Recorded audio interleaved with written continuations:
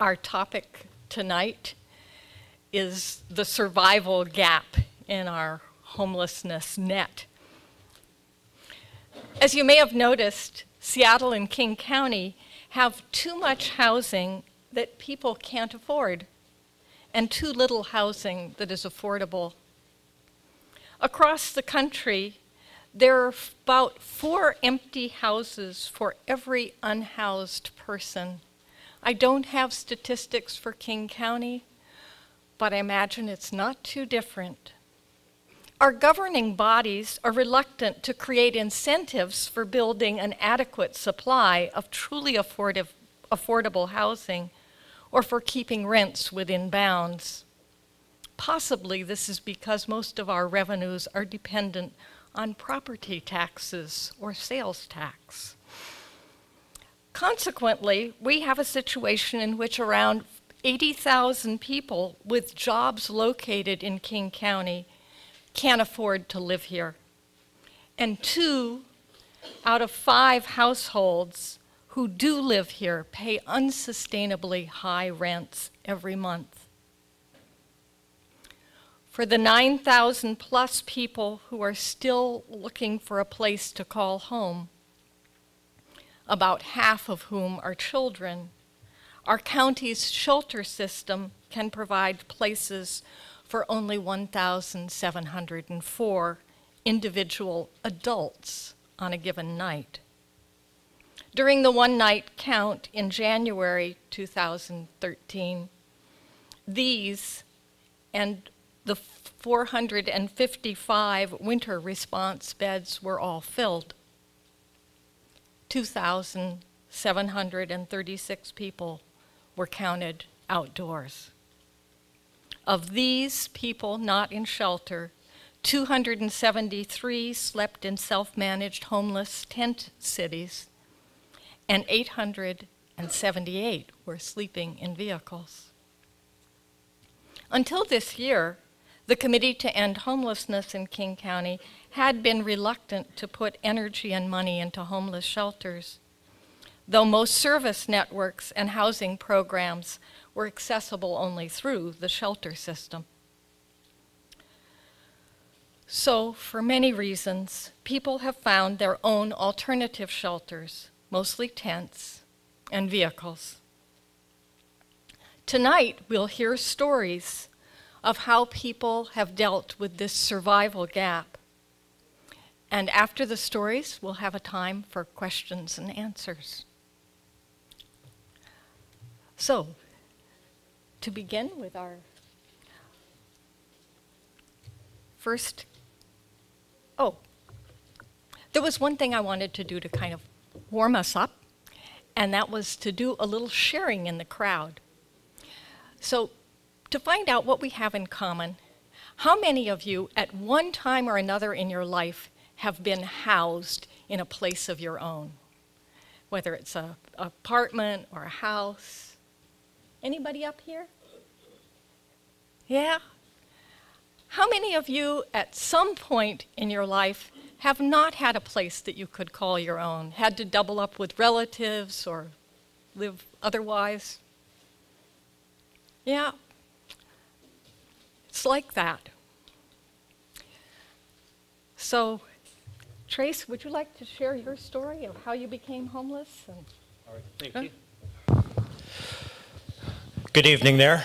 My name's Trace DeGarmo, and I currently reside at the encampment known as Nicholsville. Now, I haven't always been a homeless person. In fact, when I came here in '87, the job market was good. I was out of the Marine Corps. I had some physical injuries, but I was able to work around them, had some PTSD, was able to work around that. Worked for over 20 years, supporting myself, maintaining a home, residence. And then in '05, while working, my winter job down here in Seattle, driving tow truck, I had my leg crushed.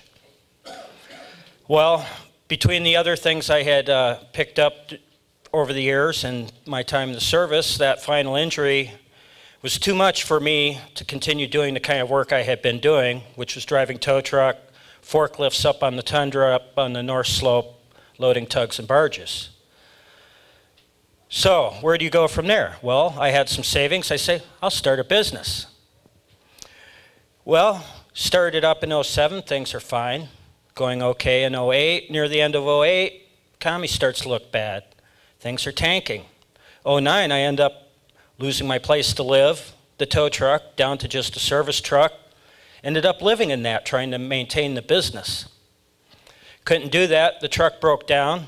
Being out along the road, there's no place to work on it, no place you can leave it parked for a while, so you can go earn some money. I ended up homeless. It was wintertime. The day I ended up with no truck to sleep in, it was a blizzard. It was a real cold night. But fortunately, just a few blocks away from where I had formerly had a residence, at the Heller Lake Methodist Church, there was a place called Tent City 3. So I made my way up there. People helped me out, made sure I had some warm footgear, blankets, and a place to sleep. If it wouldn't have been for that, I probably wouldn't have made it through that storm. And from there, I was at Tent City 3 for a while, became involved with the SHARE program, learned a lot about the self-managed communities, and ended up joining up with Nicholsville, while it was up in Lake City. I managed to secure a little part-time employment, but that's not going to pay for an apartment or anything.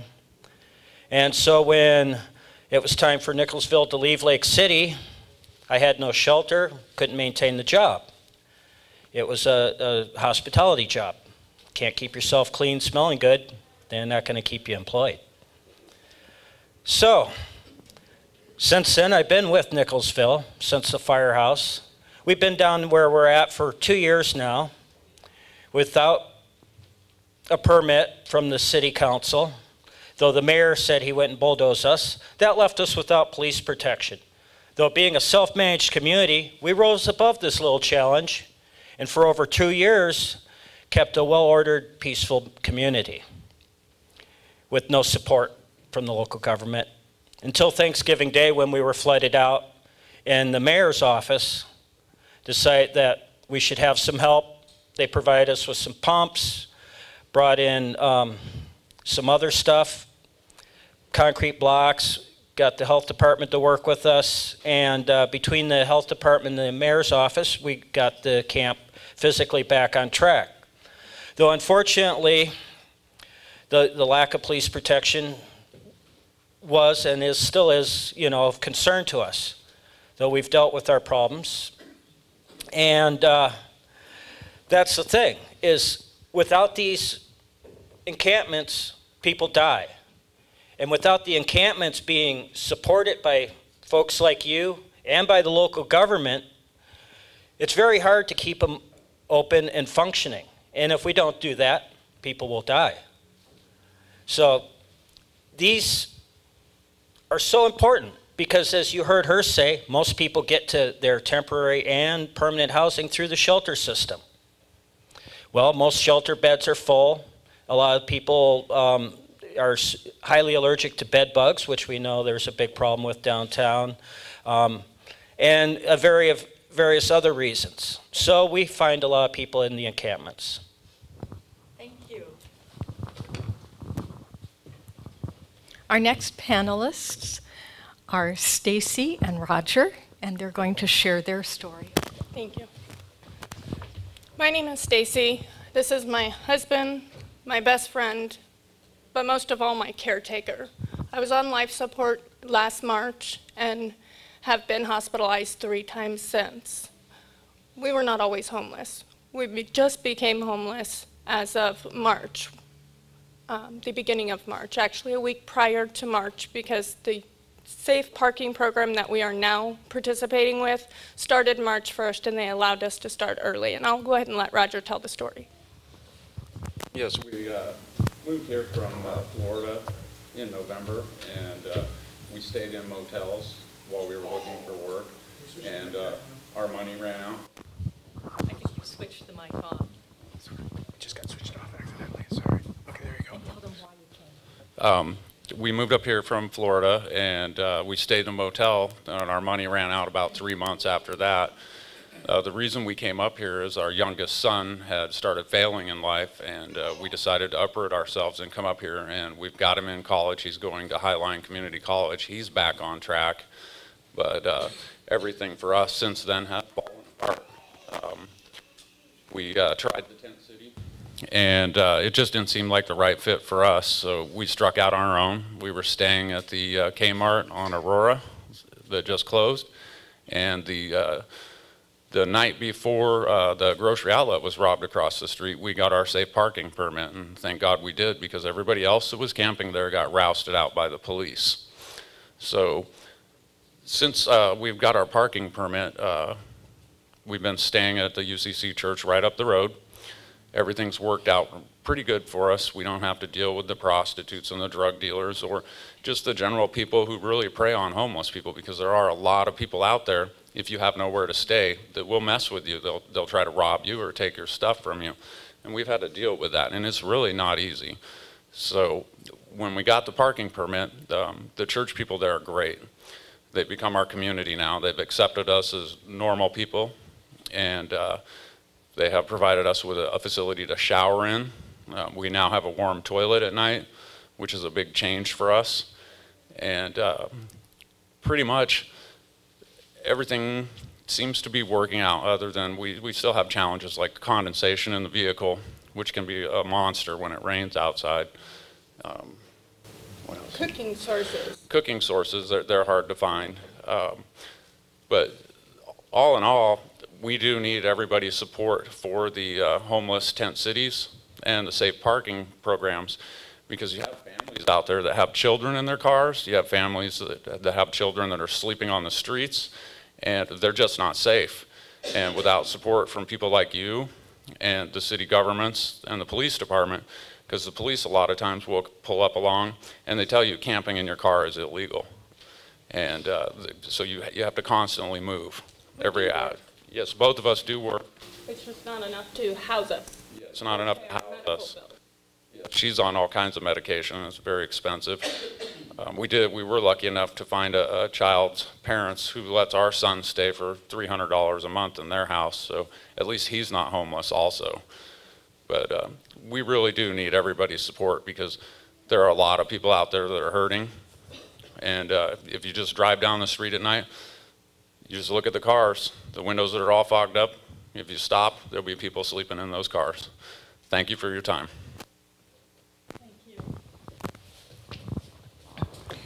Gabriella is here. She's going to tell you what she did before she became homeless, how she's been homeless, and what she's doing with her time.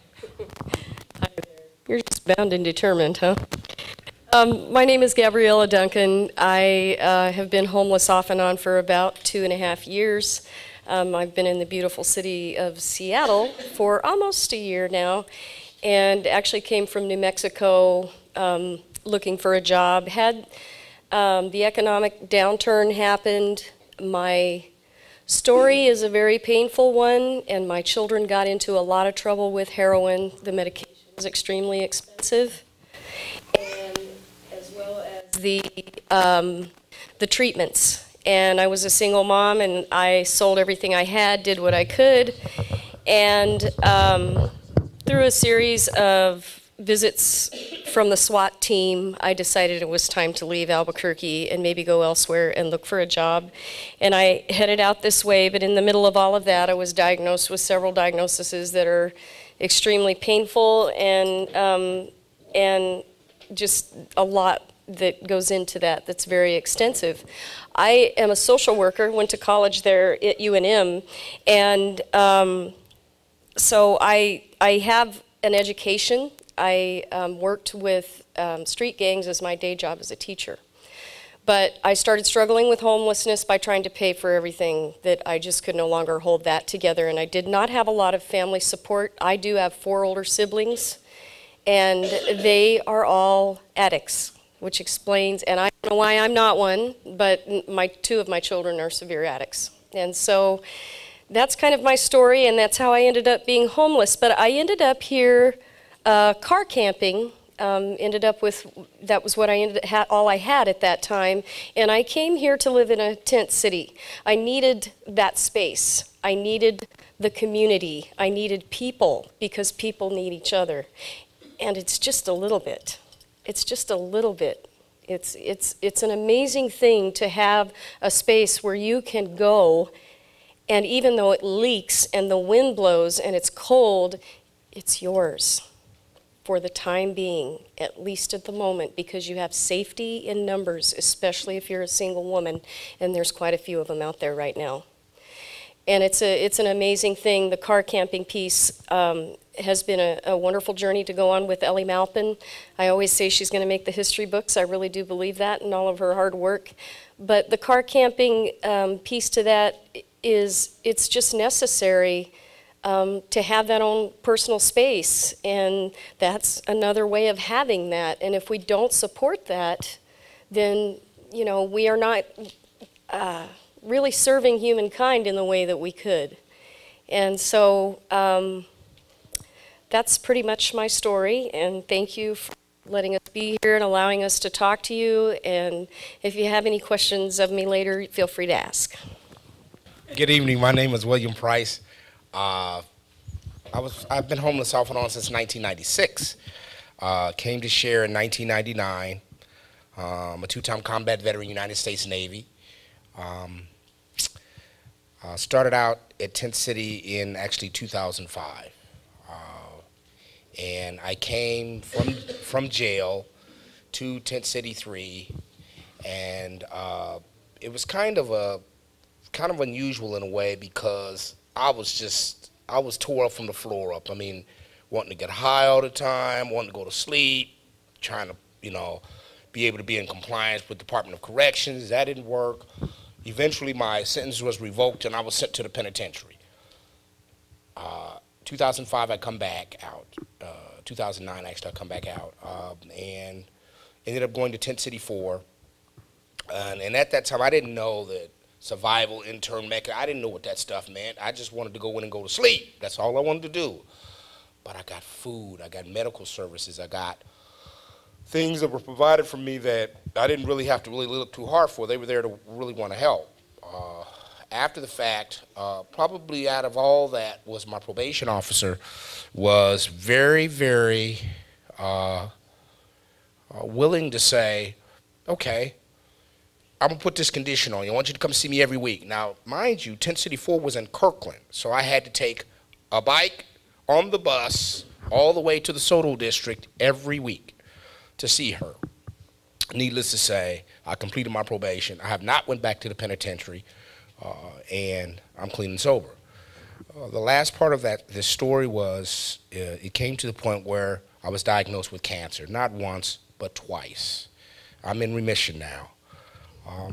This has been a journey. So now I'm in Sheriff's Work for Housing program, which giving back. And I think for me, that's cool. And my parents always taught me that this journey it's a journey. And wherever I get off of this journey, it speaks for me. And so I've always kind of, now when I look at Share now, I kind of chuckle and say, gosh, I never thought that with the, you know, putting the tents up, or, you know, doing the blanket washings, or whatever I was doing with Share, I just never thought it would, you know, I never thought of it. Now I tell people, look, you need a place to stay here. Here's, you know, so forth and so forth. I pass that on. And so at the end of this whole ride of mine, I always say, when I lay my head down for the last time, I just want to know that I was able to do God's will. This has been magnificent. But I finally realized survival. This survival mechanisms that they have, tent cities, are very viable. And they're viable, and people need them. And thank you.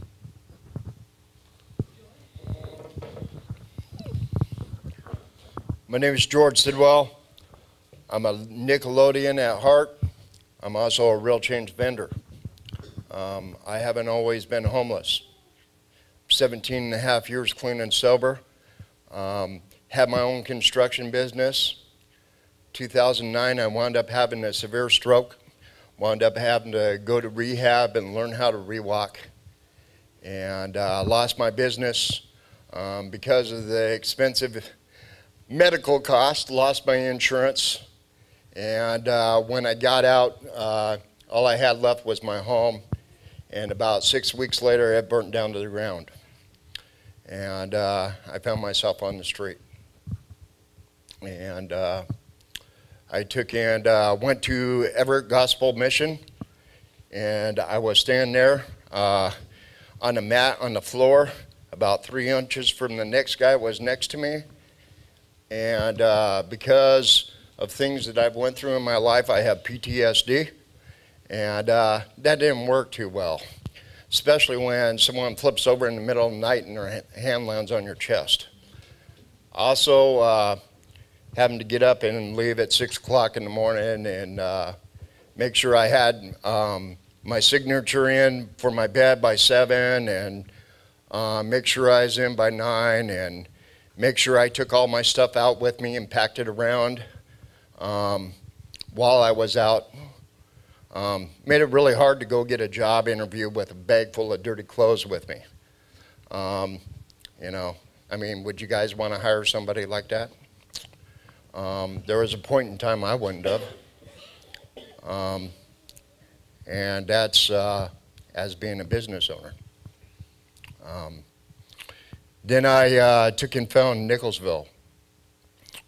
And what I found there was camaraderie, people that treated you like family, kind of like Cheers. Everybody knew your name, you know, and was always happy to see you, or most of the time. Kind of like family. They might be mad at you, but they were still happy to see you, you know. And we took care of each other. You know, and I guess that's a big point I want to make, is there's safety in numbers. You know, safety in numbers. I took and wound up having a stroke there.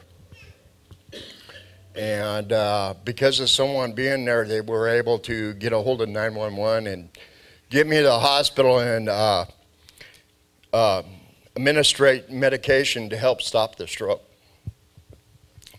And, you know, I came out, and people were willing to help me as far as if I needed to get a plate of food or something like that, because I was with a walker again. And about a month ago, I found it was time for me to go. And I took and got a room in a motel, and that's where I'm staying now, you know. And but my heart's still with Nicholsville. And I will advocate for homeless encampments until the day I die. Because economically, it is the only way to go. It is $3,000 a month to take and run an encampment for 160 people plus, whereas you go down here to Union Gospel Mission, I guarantee it's more than $3,000 a month. Some people's paychecks are that, you know, but not to put them down, they serve a purpose, but I feel that encampments are the way to go.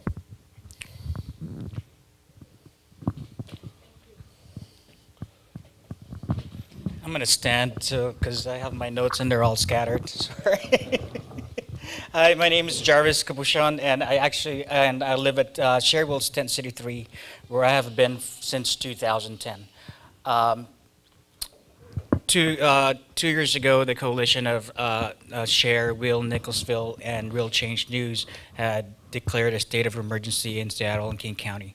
There are 8,000 homeless people every night in Seattle and King County, and less than 2,500 shelter beds available. The recent one-night count found over 2,700 homeless people sleeping outside without shelter, and that's including the 455 Windhoek shelter beds that's available. Those shelter beds go away on May 1st. And like I said, and so we are in a state of emergency. And without shelter, people die. Since the start of the Community to End Homelessness, King County's 10-year plan, there's over 300 homeless people have died outside without shelter or by violence. And only less than 100 new shelter beds has been created since that time. So there is a big need. And 10 cities are breaching that gap in the need. There's lack of shelter and lack of affordable housing in our county. 10 cities work. It's a viable interim solution to the lack of shelter and housing. A well-run encampment provides safety and dignity to homeless people, safety and survival. And the community of homeless people working together provide a support structure that gives us stability in our lives. Tent City 3 started in 2000, and Tent City 4 started in 2004, and Nicholsville, which is presently at the DeWamish, has been trying to look for semi-permanent locations for about 4 years now. But currently, there is a lack of political will to support encampments. And recognize them as a viable solution to the crisis at hand. And instead of supporting our efforts, often they hinder our progress. They've been trying to work on passing legislation that inhibits us from doing what we already do and try to lessen what we can do. And this opposition has been an enigma to all of us since we have an excellent track record. And no one has been hurt by our operations. And tent cities are a low-cost and effective survival alternative that enhances our dignity given the crisis we have at hand. And this is where we need your help. Since last year, we have made a commitment to occupy the governing board body of the Committee to End Homelessness. Get them to recognize encampments and tent cities as a viable solution to the crisis at hand. Create safe zones for car campers with facilities, and encourage them for no net loss of winter shelters. It is bad enough as it is. We need you guys' help. We need you guys to support us this coming April 24th, Wednesday, 2 Wednesdays from now, for the next governing board meeting of the Committee to End Homelessness, and to encourage them to support these resolutions. Again, recognize and support encampments in tent cities, create safe zones for car camps, and to get them to let the 455 shelter beds that are winter shelter beds only, to keep them open. Join us on the 24th Wednesday and occupy the CHKC with us. We need your help. There are pledge cards on your seats there if you haven't seen it. If you guys are willing to support us, please fill in the bottom part of the card, and you can tear it up so we can get in touch with you guys to update you on what's going on and apprise you of opportunities where you can support our efforts. So again, join us as we occupy CHKC. Thank you. And now the floor is open for questions. Our panelists would be happy to answer your questions, and I believe there are also people in the audience who may have answers to questions. Could you give us a little more information about what the safe parking system currently consists of? I mean, how many spots, how many places? Okay, actually, I can help with that one. There are 3 churches that are officially doing safe parking right now. One is Our Redeemer Lutheran in Ballard. They have 5 spaces. The next one is Woodland Park United Methodist Church. We have Kathy Olson from there in the audience. And they have 2 spaces. They take adults only at Woodland Park. Our Redeemer's Lutheran takes families and adults. And recently opened, just up the road here, is a safe parking program at University Congregational UCC Church, and they have 4 spaces. The spaces are generally kept pretty full. I know that for Woodland Park and for Our Redeemer Lutheran, there is a waiting list. For those 2 sites, case management is done by Compass Housing Alliance. At University UCC, we have an intern from the University of Washington School of Social Work who is providing case management for those people there who wish to have case management. And I know that the papers have now been signed for St. Luke's. We don't know when exactly that will open, but the papers were signed today, and they will take 2 to 3 vehicles, RVs, our first place to take RVs.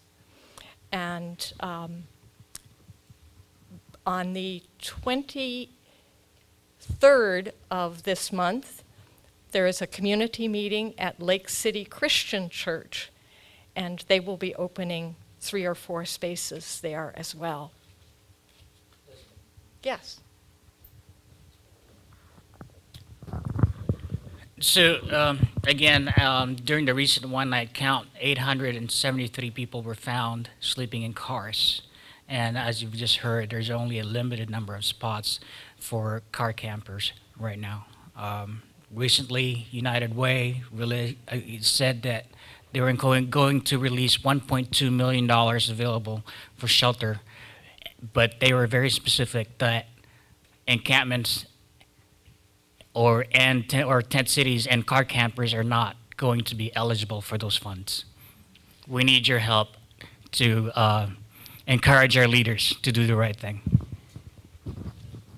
And I'd also like to say, the faith community is stepping up on this one as a pilot project, but we're going to need more spaces than can be supplied just by faith communities. Other questions? If I could just follow up on that. It seems like those are relatively few spaces per church. Why is it 2 and 3 instead of 8 or 10? The thinking behind that was that if we had at least 3 spaces, there was some safety in numbers. If we had more than 5 or 6, the concern was that it would attract a large number of people who were not in the program, and it might become unmanageable. So as a pilot project, we're just doing that. The churches don't have people who stay on site and monitor things overnight. If we had some nice piece of public property with facilities and could have someone on site managing it, either as a self-managed group or with someone employed to do that, we could certainly have more people at a site. It's frightening on the streets sometimes because although you can pick the spot where you park, as long as it's legal, and stay there for up to 3 days, you have no control over who parks next to you. And so if you have somebody who's running a drug business out of their RV and it's really loud and noisy at night, there's nothing you can do. And they're likely to draw police attention. And when they ticket everybody on the block. Whether you're doing anything wrong or not, parking enforcement just goes after everybody. Yeah. The question, let me paraphrase it so it goes onto the tape, is that since health costs have been precipitating factors for many people who are homeless, what kinds of alliances are being formed between people concerned about homelessness and people trying to deal with the exorbitant health care costs in the United States, working towards a universal health care. Is there anyone in the audience who feels that they can address that question? The answer was right on. Yes, I know that a lot of advocates are working on both issues. Jean Darcy, do you have something? Generally, at the beginning of each governing board meeting, there is a forum where the members of the public that attended the meeting are allowed to speak. Only limited numbers, though, are allowed to speak. But yes, we do encourage you, everyone here, to speak on our behalf and get them to encourage to support our efforts. Basically, they usually have a list there and you sign up there if you want to speak, and then they call the people in the order they have them. Yeah, like I said, during the meeting of the governing board, they're usually, they give opportunity for a few people to speak, but if you definitely want to speak, it's not a bad idea to email your interest to the governing board. I just would like to stay from this side of the coin that also speaks volumes to those who live on the margins or that are out there in tents and having it really hard, to see an outpouring of that compassion. And I gotta tell you, I've been in some really unkind communities, and I have never met a more caring, generous, beautiful people as I have out here. And I also have heard the flip side to that of, well, we're making this our problem. But being human common decency and showing that to someone is not creating a problem. It really isn't. It's part of the solution. Thanks.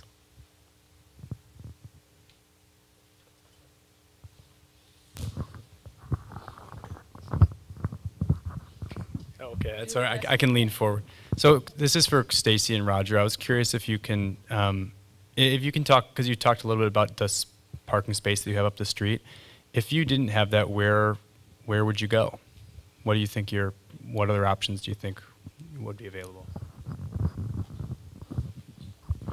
If we didn't have the parking spot at UCC, we'd probably go in from Sam's Club to Walmart every 3 days, because it really would be the only place we would feel safe. We've tried several parking lots. Out in Shoreline, there was a QFC that let us stay. But most of the stores, especially in Seattle, will throw you out if you don't move your car every hour or two. So you don't get much sleep. If I didn't have the safe parking, I wouldn't be able to shower daily to be able to work. I can actually physically walk from my parking spot to work on a daily basis so that we can have money for food, gas to heat our vehicle, and other things such as my medical bills.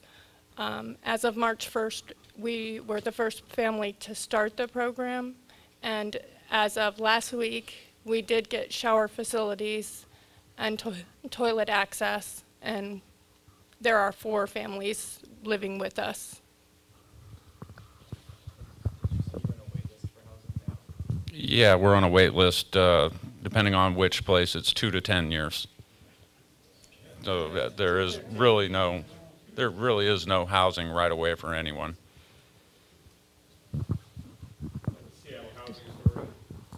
Yes. Is there anyone else who's on a waiting list and knows how far they are on the waiting list?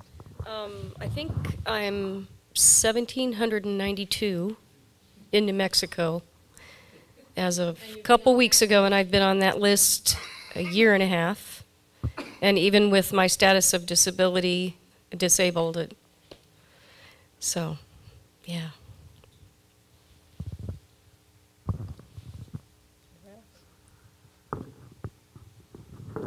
Other questions? Yes, Dan? Can you come up and use this?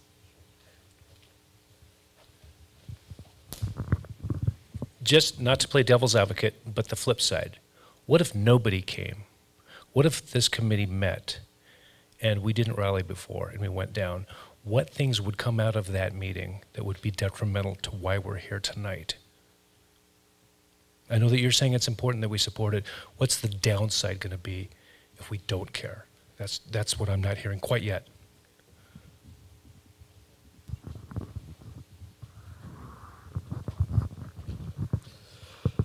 Well, the downside to not having the governing board support interim survival mechanisms such as the car camping, the encampments, well, I mean, women in black that stand for people who have died outside through violence or alone, that are homeless, would be standing many more Wednesdays every year. There'd be a lot more deaths on the coroner's report because there just is not enough indoor shelter beds. And there is no drive to create more. There is no drive or will to create even transitional housing at a rate that has any significance. To not support this is basically to do what the politicians have done for so many years here and just cast the people out into the street and forget them. It would be business as usual as things have been going, where you have thousands out on the street and just a few lucky few that get the golden ticket through the programs. What we're talking about here is showing support to level the playing field, to give everybody a chance to survive, overcome their difficulties, and move on and have a life, not just be alive. To not support this is to abandon your fellow people.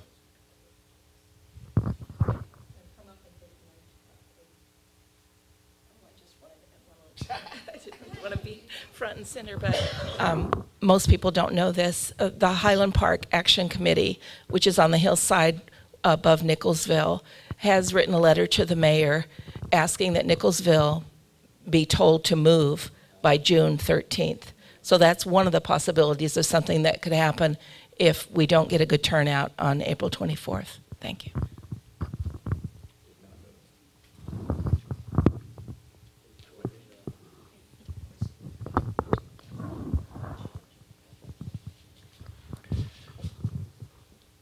What happens if you don't show up?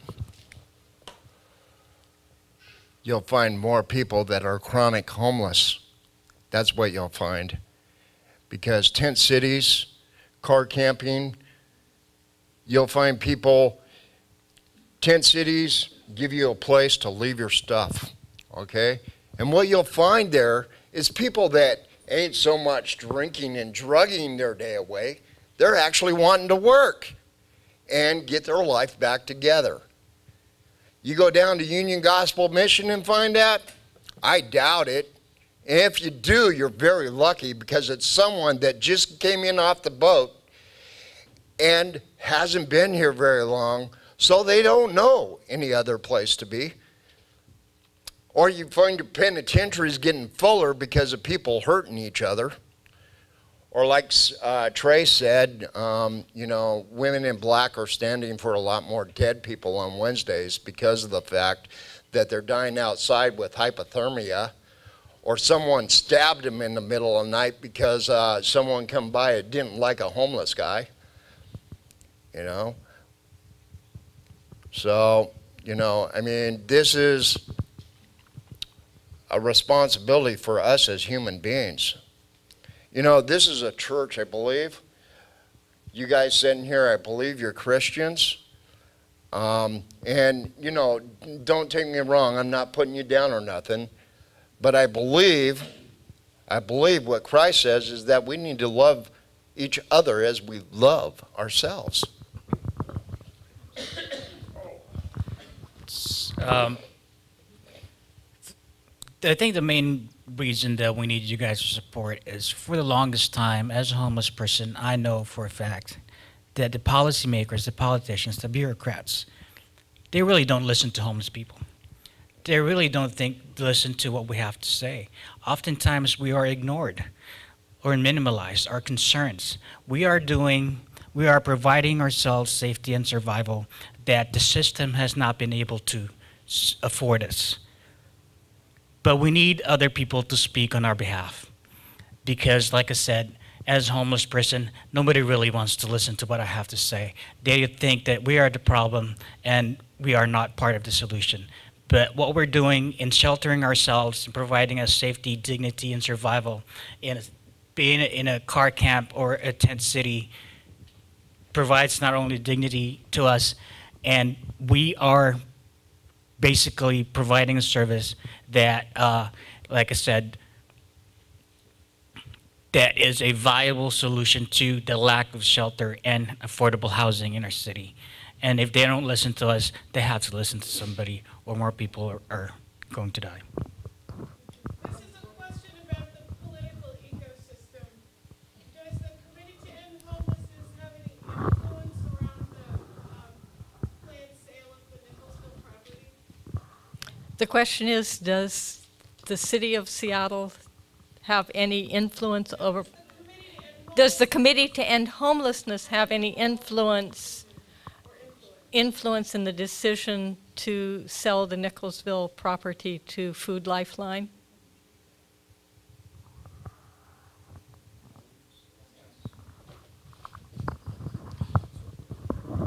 The deal on the property with Food Lifeline is a kind of a complicated real estate deal. It involves state property, some private property, and city property.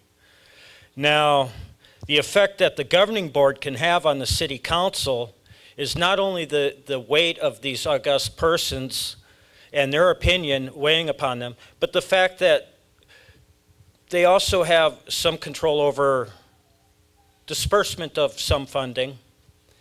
And their opinions do carry weight with a lot of the other service providers other than Seattle, which can bring the weight of the surrounding communities to bear. So, whereas it's not a direct effect, it can have some bearing. Who's on it? Some of the major members of the governing board on the Committee to End Homelessness are Dan Bretler of Car Toys, Governor Mike Lowry, we have the mayor. Council members. Yes, we have a couple of the council members. Basically, it's a cross section of some of your Jamal Rahman from the Muslim community. right, from various civic and commercial interests. There's some, religious leaders on there as well. So it is a cross section of people. And what's their authority to do anything?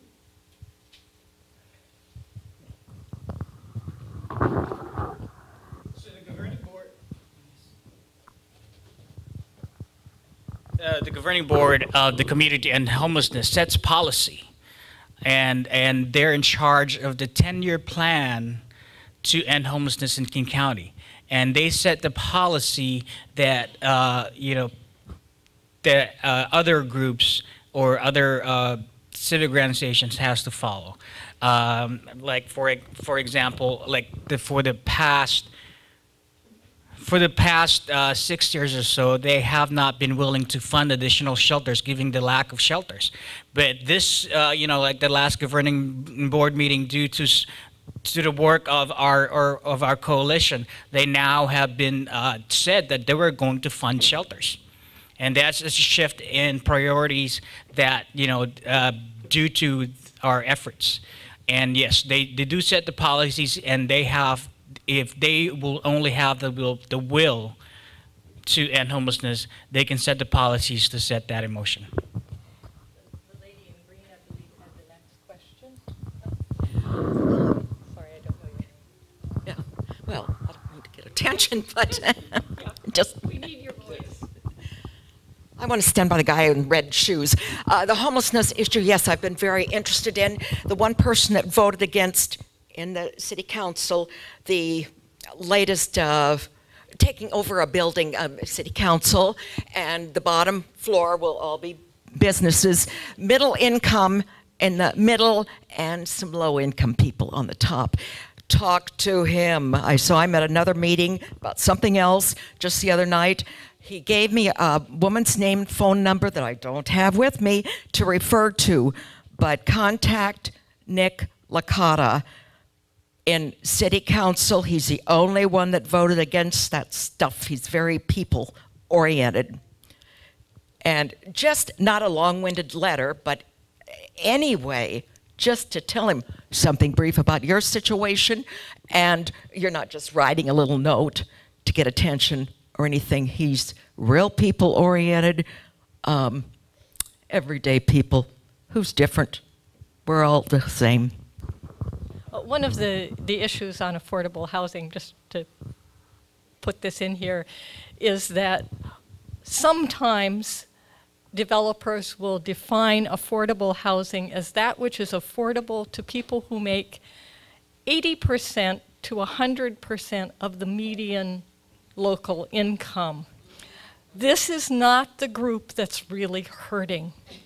In many cities, there is a threshold that when you develop a property, 20% of the housing that's created must be affordable at 30 to 50% or below of the median income.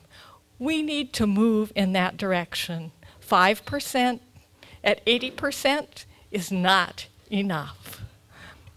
Is there someone else? Would you come forward? I appreciate people coming and taking the mic because that records this on that tape, so we have the questions. This question actually goes back to the issue of health care. And my question is, considering that you're under an incredible amount of stress as homeless people, as people that are facing a real difficult situation, and that stress and that kind of tension and not having access to preventative care and regular care, that you find yourself in situations where you're getting sick more often. And then when you get sick more often, you need emergency care. You need more care. So you go get more care, and that puts you in a greater debt. And thus the vicious cycle goes on, because the more you're sick, the more in debt you are. The more in debt you are, the sicker you get. And do you find in yourselves that you see that the medical industry is preying on people in very difficult situations? The medical industry is preying upon people in crisis, and they're making billions and billions of dollars off of somebody else's misfortune. And I'm wondering how you guys reconcile yourself to that. What do you do with that understanding? And how do you manage your own health situations? What are some of the methods that you use to try to handle that? It's funny that you brought that question up. I just got a letter the other day from H Healthcare Authority. Sent me a letter dated back a medical procedure I had to do before my surgery for $20,000, and I just laughed. I'm gonna frame it because it was already paid for. But they sent me this letter stating that I owed this money. And of course, I made a series of phone calls and found out, well, Mr. Price, that's already been paid. But she's right. I think that the journey in this vicious cycle of being homeless, the last thing you need is to get a bill talking about I owe the emergency room at Harborview for these medicines or these pills or whatever the case may be. It is frustrating. I think, from our own personal experience, seeing that and just kind of, okay, this is my situation over here. It's not like, okay, I'm displaced. I hardly ever really like, in my case, like to use that word homeless. I'm just displaced at the moment, but I'm not stupid.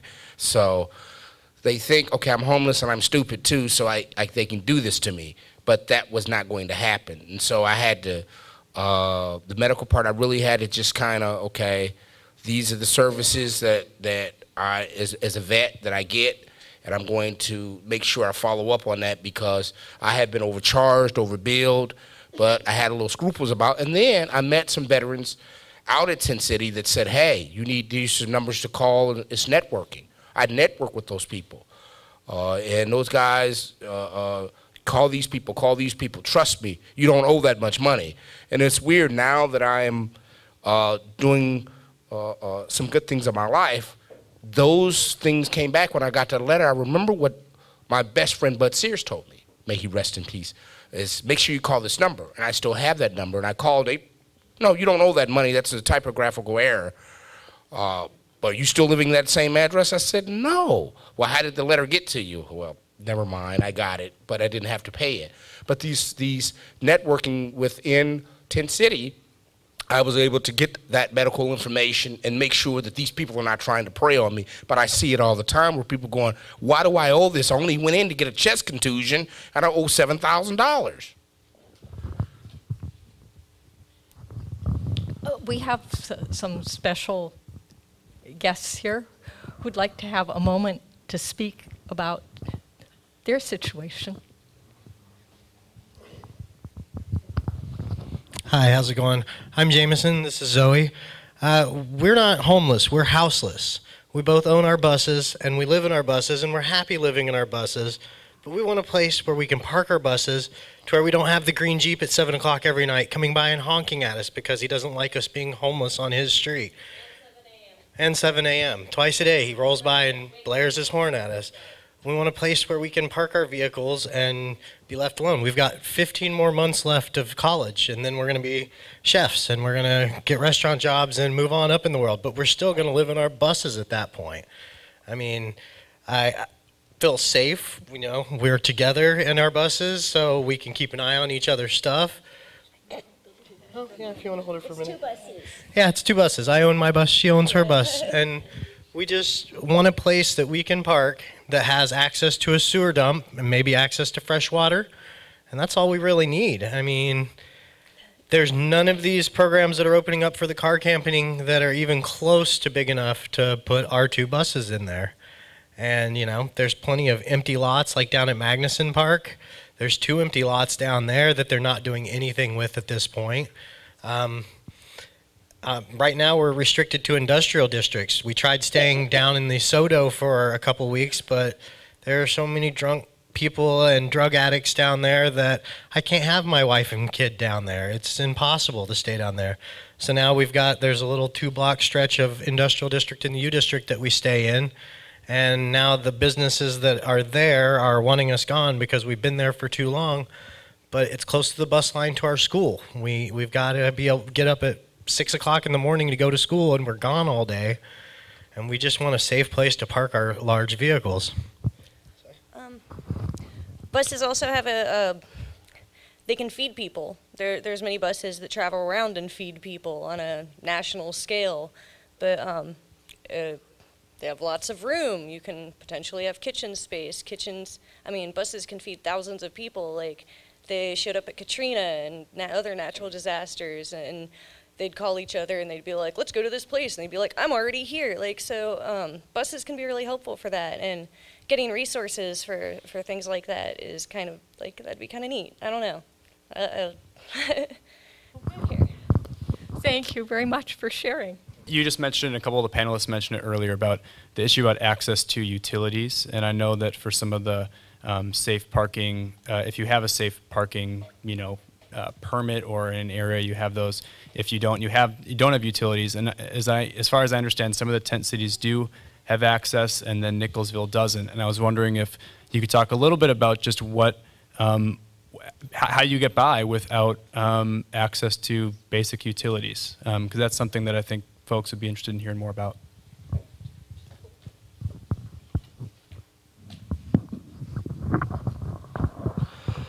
Well, how do we get by without utilities at Nicholsville? Quite handily, being a self-managed community. We were managed to obtain a generator. We run that 4 hours a day, 2 in the morning, 2 in the evening. That lets us power the camp phone, keep that charged, which is our lifeline, allows us to call 911, our staff person, the various other things. And we also make it available for people to call out for their medical appointments, job interviews, what have you. Then also while the generator runs, people can charge their personal phones or electronics. And some campers have even saved up money and bought their own solar panels to provide power for themselves. Formerly, we were paying a camper to take a vehicle and go up to a church and get fresh water out of a hose for us, the Church of the Nazarene in West Seattle. Fortunately, a very generous man from up north around Mukilteo has a water business, and he's been driving down a truckload of bottled water about once a week or so. And this is a big help. And that was, you know, done through our outreach efforts. Now, the big problem we do have is the fact that since we don't have constant power or potable water, we have no hot water for washing dishes or showers. So the dishwashing that people do, they have to do themselves in cold water or heated over the fire.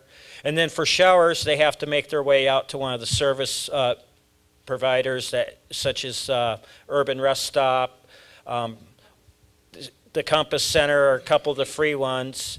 And in West Seattle, there are a couple of the community centers. If you pay, you can get a shower. So even though it does present a challenge, it's something that we've managed to work around, but at the same time, it takes a lot of time and energy to do a workaround, and that's time and energy that could be better spent moving up beyond the encampment for each individual, instead of wasting all that time scrabbling for just the very basic necessities.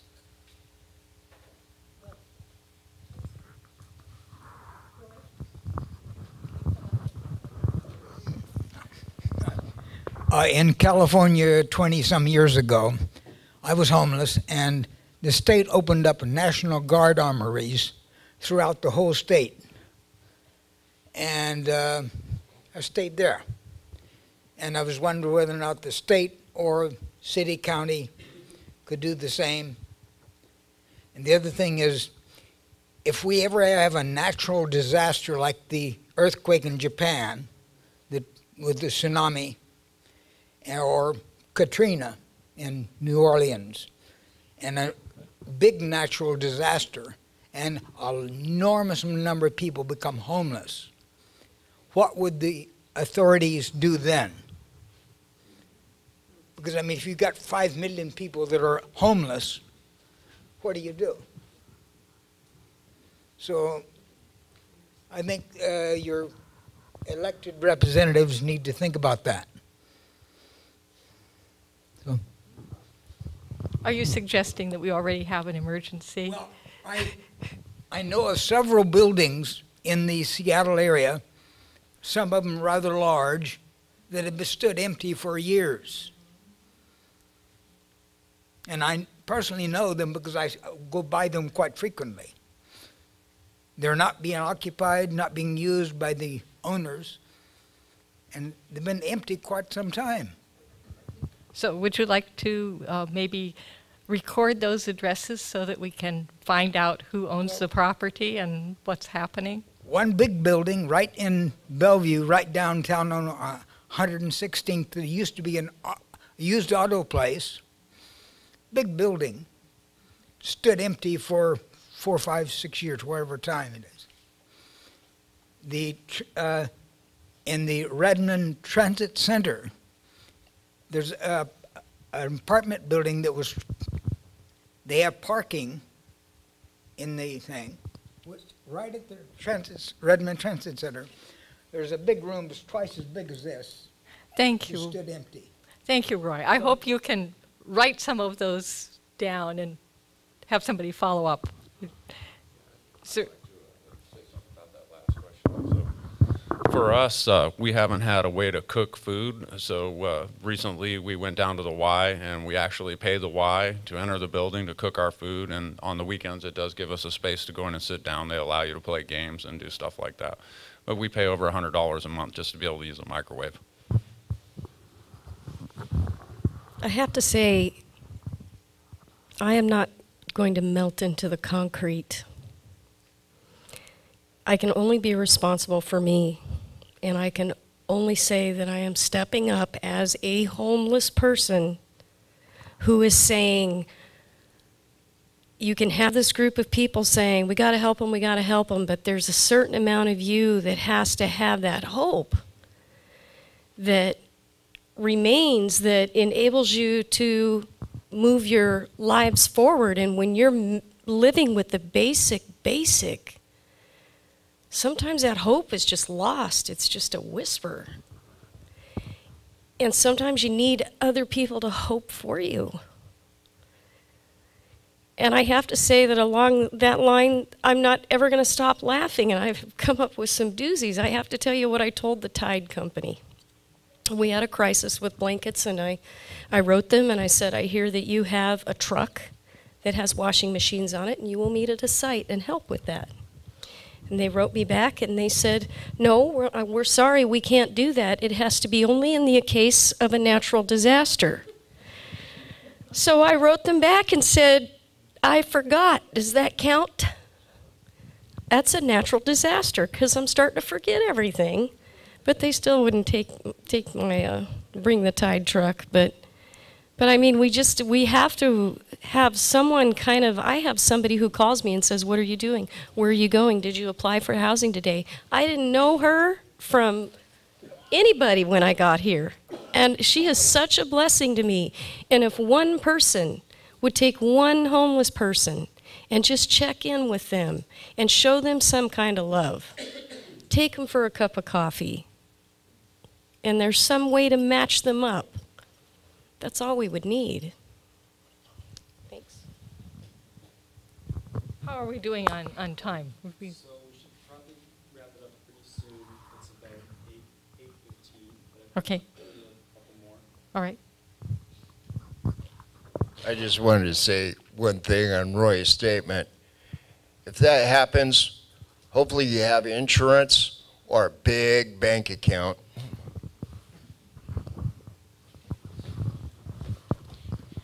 So again, thanks everyone for coming. And if you haven't yet, please fill in the pledge, put your name, your email, contact information. And again, join us on April 24th, Wednesday, 7 a.m. to meet with us at the governing board meeting of the Community to End Homelessness. And we're meeting everybody. We're gathering up before the meeting, 7 a.m. at 7th and Cherry, I'm sorry, 7:30 a.m. And meet with us together, and we'll go together to the governing board meeting of the Community to End Homelessness. Thank you again. Have a good night. We have one more question or comment here. Hi, I'm Janice, and I'm formerly homeless, and I know almost everybody in the room, but not all of you behind. And I just want to mention that we are hoping to acquire more shelter, but we also are always asking for money for low-income housing. And the city can only help within the city, but our state needs money. And the low-income housing and homeless groups, we're asking for $175 million for housing. That's throughout the whole state for low-income housing. The Housing Trust Fund, right? And it was a very bleak situation. We were only offered $35 million by the Senate, and that doesn't cover anything. I mean, we're looking at $24 million just for farm worker housing, which we've been asking for years and years and years, and hopefully will happen this year. But the House came through, and so currently we're expecting $71 million, but it's our voices. Every one of us here can call, and you can call your legislator at 1-800-562-6000 or write to leg, like your leg.wa.gov, and you can find out, you can give them some sort of address and they will listen to you. You can tell them you're homeless, they will help you. At least write down what you'd like and ask for $71 million. We're hoping the Senate will match that $71 million.